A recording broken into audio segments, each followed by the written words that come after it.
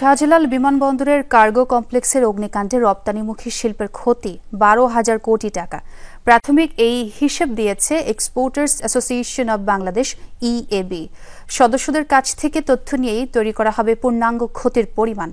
দুপুরে রপ্তানিকারক সমিতির জরুরি প্রেস ব্রিফিংয়ে ক্ষতির এই তথ্য তুলে ধরা হয়। উদ্যোক্তারা জানান, অগ্নিকাণ্ডে বড় অঙ্কের আর্থিক ক্ষতির মুখে পড়েছে রপ্তানি শিল্প। এই ঘটনায় উদ্যোক্তাদের পাশাপাশি বিদেশি ক্রেতারাও উদ্বিগ্ন। এমন ঘটনা প্রমাণ করে কার্গো কমপ্লেক্সের নিরাপত্তা দুর্বল। প্রধান বিমানবন্দরও নিরাপত্তা ঝুঁকির বাইরে নয়। উদ্যোক্তারা বলেন, আমদানি করা পণ্য অহরহ চুরি হচ্ছে, রাখা হচ্ছে খোলা আকাশের নিচে। আরও জানানো হয়, অগ্নিকাণ্ডের কারণে আমদানি রপ্তানি কার্যক্রম ব্যাহত হবে। এতে বাজার হারানোর শঙ্কা আছে, কমবে ক্রেতাদের আস্থাও। ক্রেতাদের সাথে চুক্তিও বাতিল হতে পারে। বিটিএমএ সভাপতি শওকত আজিজ রাসেল বলেন, একের পর এক অগ্নিকাণ্ড নিছক দুর্ঘটনা নয়, এটি ষড়যন্ত্রের অংশ হতে পারে।